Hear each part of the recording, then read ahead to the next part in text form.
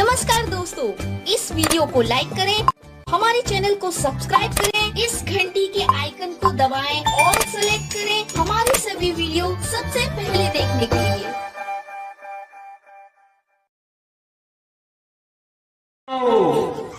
क्रांति सूर्य धरती आभा भगवान बिरसा मुंडा।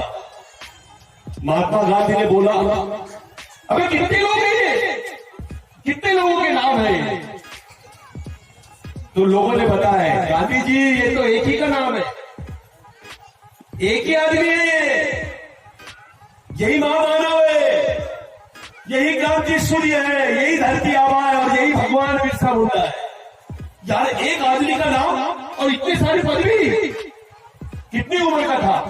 25 साल।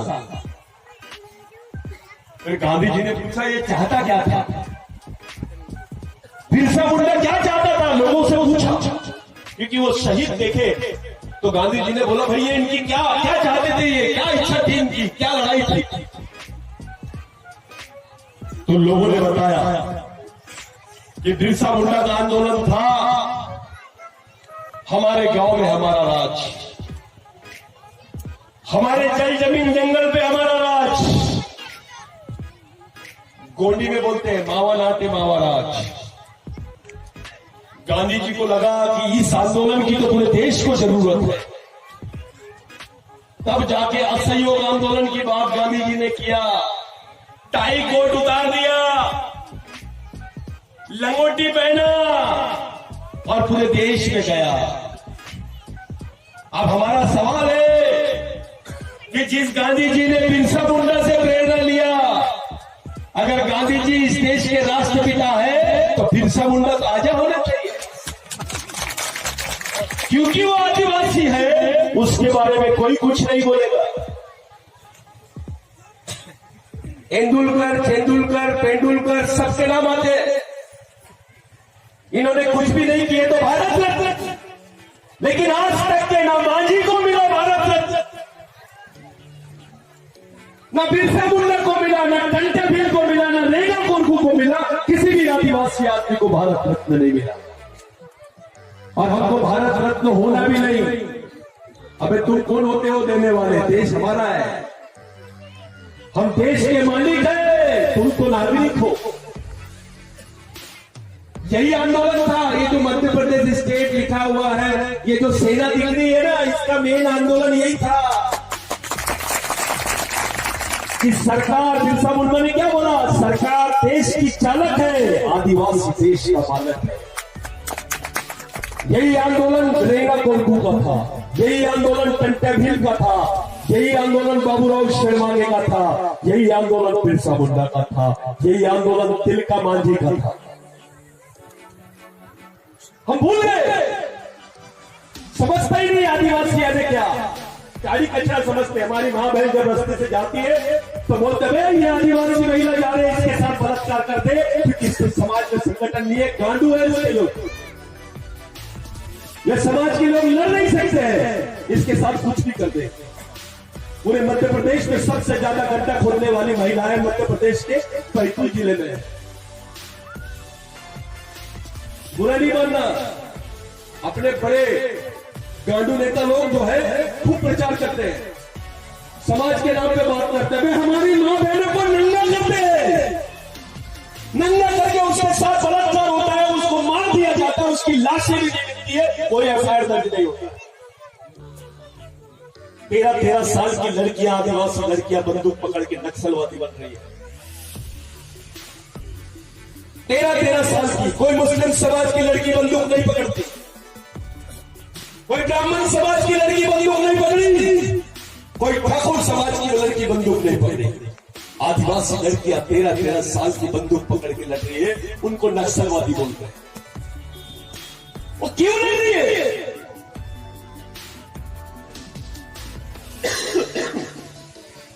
वो बंदूक पकड़ क्यों रही है? क्या मजबूरी है? सोचो, आप लोग अपने बच्चों को पैदा कर दिए हो, लेकिन अपने बच्चों को संभालना, उसका भविष्य बनाने की भी जवाबदारी आप ही की है। बिरसा मुंडा ने बोला था, आप लोग शिवरात्रि का उपवास करते हैं आदिवासी,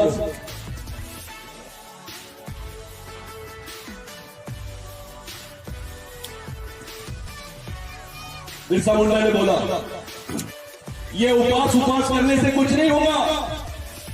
अरे उपवास करना है तो अपने बाल बच्चों के लिए कलेक्टर ऑफिस के सामने करो, मांगो, ये गवर्नमेंट से मांगो, क्योंकि ये बच्चा आपका है, इसको पैदा आपने किए तो इसकी सुरक्षा भी आपको करनी पड़ेगी।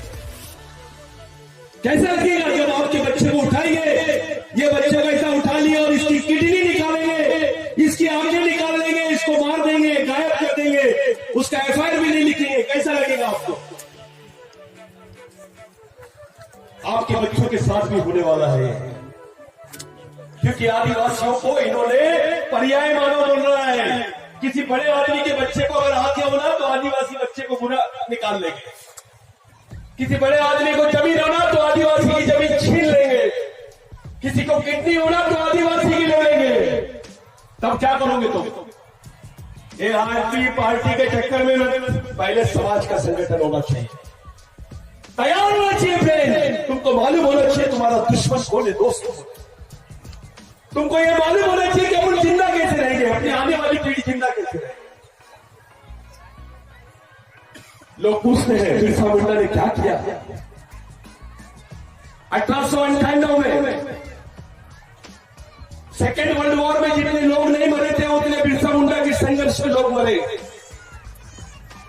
और इस देश में अंग्रेज मजबूर हो गए ब्रिटेन में जाके। तब ब्रिटिशों की 7 देशों में सत्ता थी, ब्रिटेन में जाके लैंड एक्विजिशन एक्ट बनाया।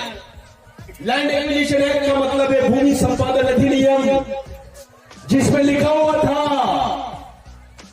कि आदिवासी की जमीन गैर आदिवासी आदमी नहीं ले सकता है, और गैर आदिवासी तो क्या सरकार भी नहीं ले सकती है।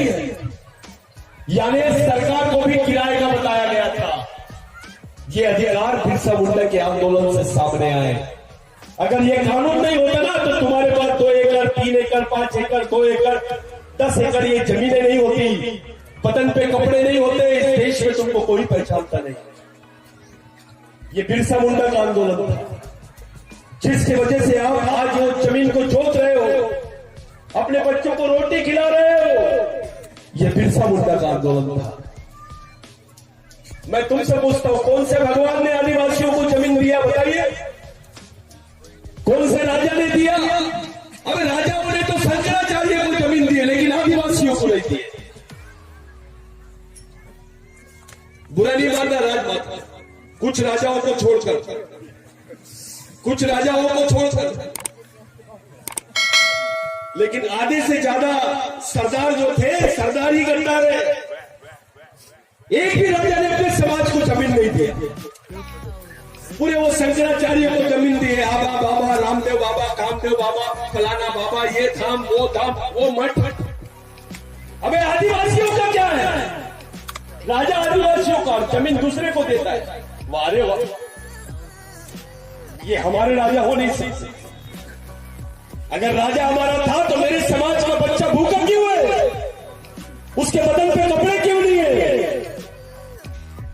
उसको खाने को रोटी क्यों नहीं है? अबे कुत्ता भूख से नहीं मरता, लेकिन बेलघाट में आदिवासी भूख से मरता है। इस देश में कुत्ता भूख से नहीं मरता, लेकिन आदिवासी भूख से मरता है। सोचो, अपने लड़कों की ऐसी मानसिकता बना दी है कि तेंदुलकर 0 पे आउट होगा तो उसका तकलीफ होता है, दर्द होता है, अफसोस होता है।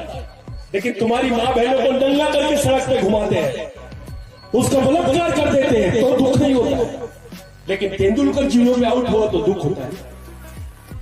अपनी माँ बहनें ये वाले बाबा के पास जाएगी, शनिवार को हनुमान जी के पास जाओ, तेल चढ़ाओ, शनि मंदिर में जाओ, फलाना चढ़ाओ, गुरुवार को फलाने बाबा के पास जाओ, मंगलवार को देवी के पास जाओ।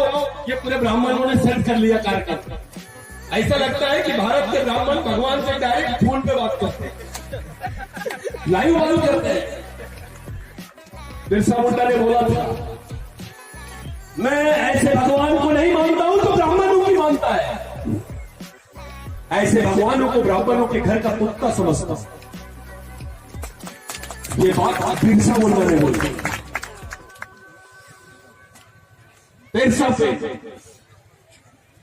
हमारे लोगों को मालूम ही नहीं। एक किस्सा बताता हूं बिरसा मुंडा के बारे में। एक बार बहुत तूफान आ रहा था।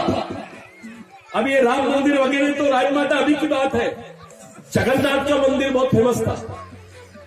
राम मंदिर का जन्म तो अभी 40 साल पहले हुआ। सब बोलते हैं हमारी जन्मभूमि है, हमारा है, वो है। जिस दिन आदिवासी का दिमाग खराब होगा सब हमारे ही है। तो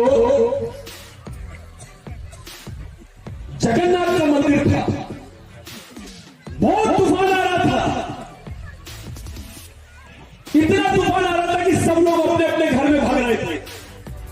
तो भगवान बिरसा मुंडा ने देखा कि जगन्नाथ भगवान के मंदिर के सामने कुछ सुअर और सुअर के बच्चे, जिसको गोंडी में पत्ती बोलते हैं, तो वो सुअर के बच्चे खुटक रहे हैं। बिरसा मुंडा को लगा कि अगर मैंने इनको बचाया नहीं ये तो मारे जाएंगे। तो बिरसा मुंडा ने उस वक्त जगन्नाथ के मंदिर का ताला तोड़ दिया और पूरे सुअर और सुअर के बच्चों को वहां भगा दिया, अंदर भेज दिया। हंगामा हो गया,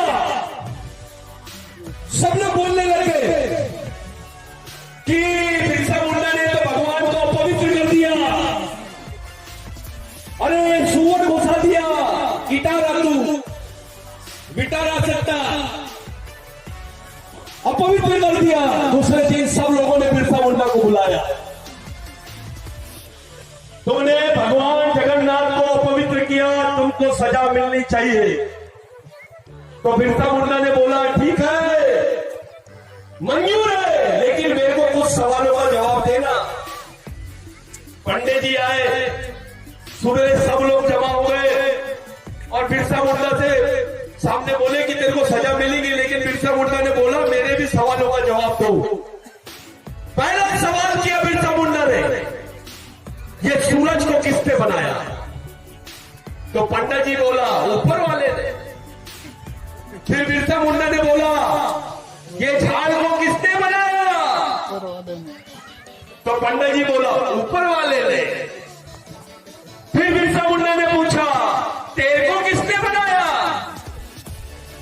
तो बोले ऊपर वाले ने।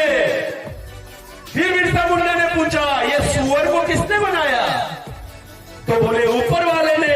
तब बिरसा मुंडा ने बोला अबे एक ही कारखाने का माल है, गोडाउन अलग अलग कैसे हो सकते हैं?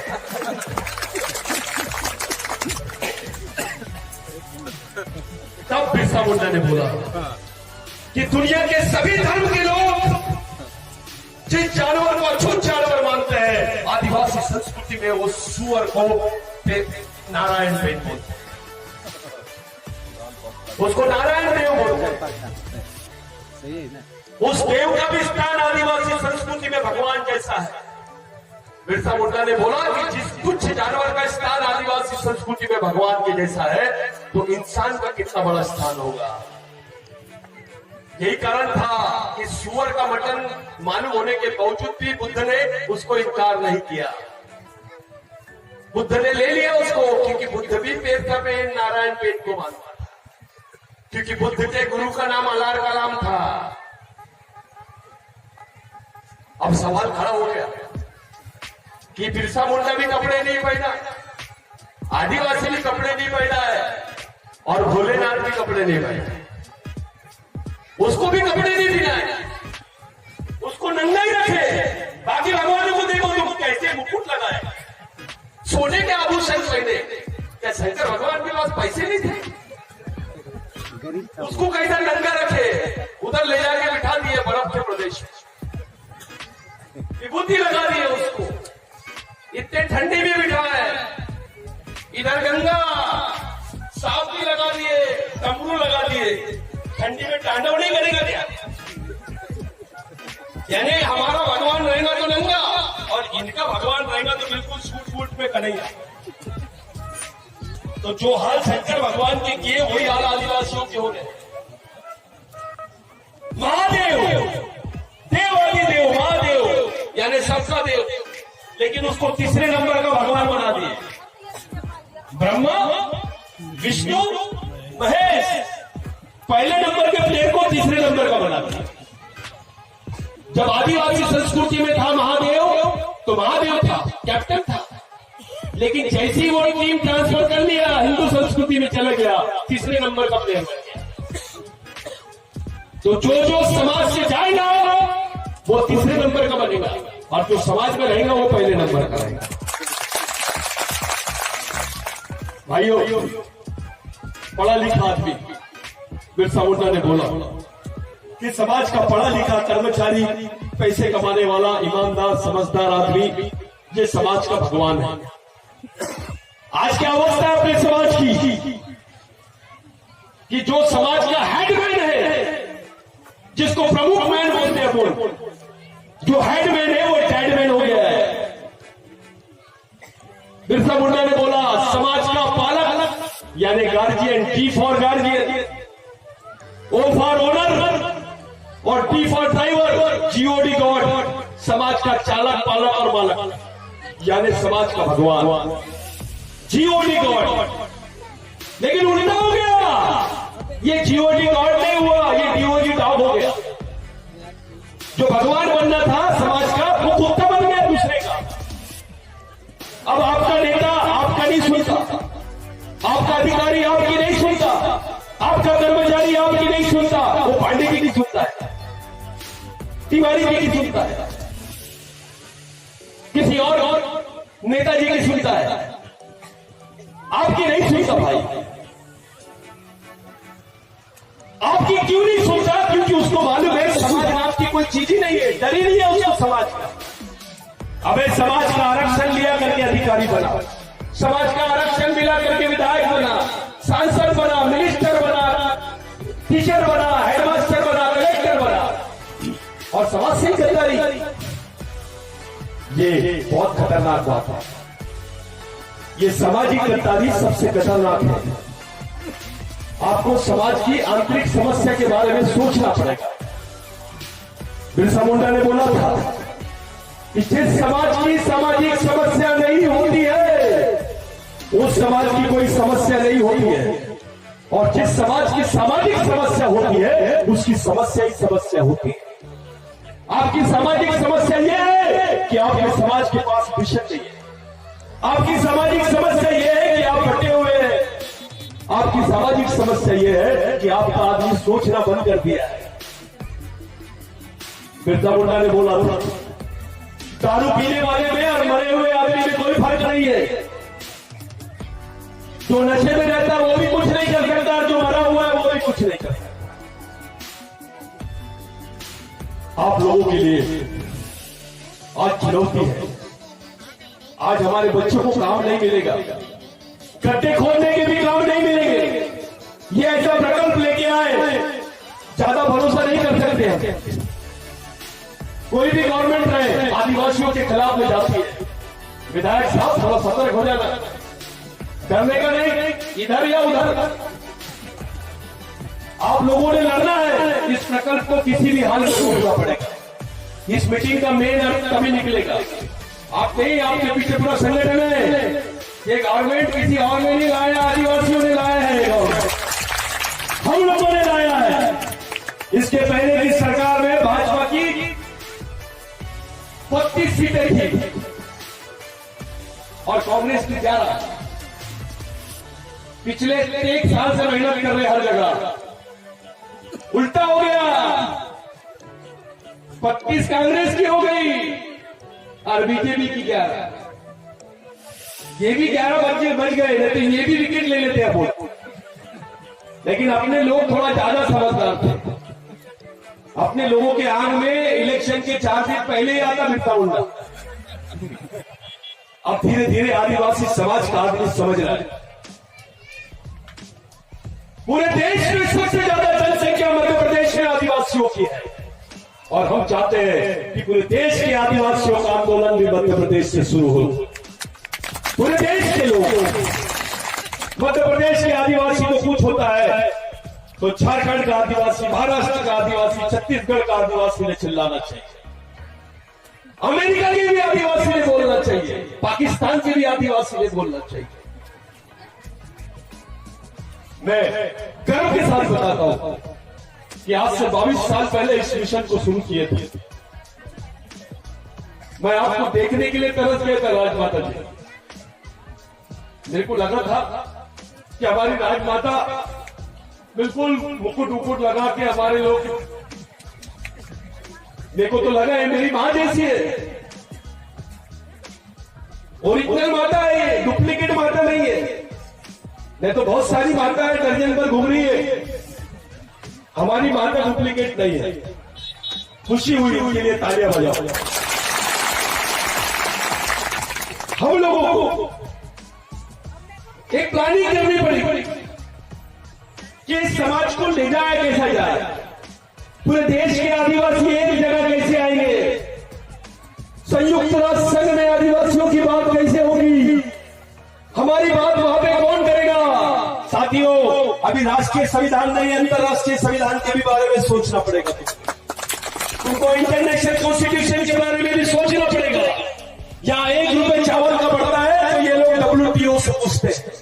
WTO का मतलब होता है वर्ल्ड ट्रेड ऑर्गेनाइजेशन, जिसको विश्व व्यापार संगठन बोलते हैं, और वो सब चलता है यूनाइटेड नेशन से, जिसको संयुक्त राष्ट्र संघ बोलते हैं। अभी हमारी बात वहां रखने वाला आदमी होगा।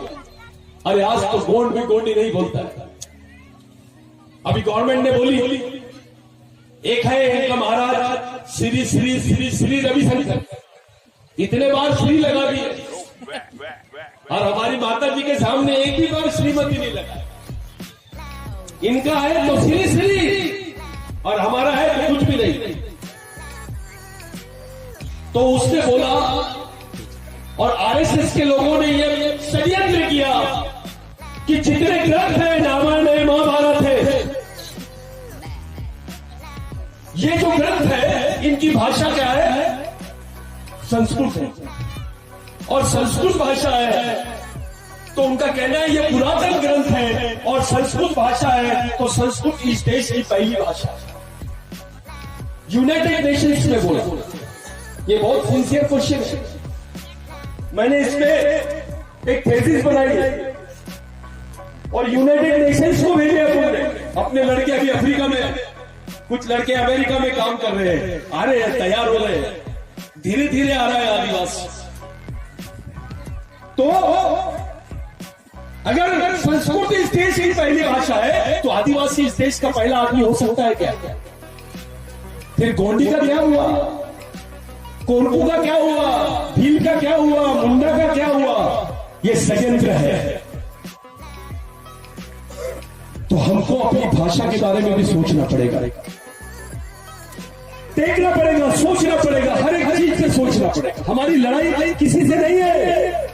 आदिवासी ने कभी किसी पे आक्रमण नहीं किया, वो अपने अधिकारों को और अपने को बचाने के लिए संघर्ष किया। मेरे भाइयों, मैं 2 मिनट और ले रहा हूं, ले लो। हाँ, बस सिर्फ 2 मिनट। नहीं, आधा घंटा वगैरह नहीं लूंगा, नहीं तो राजमाता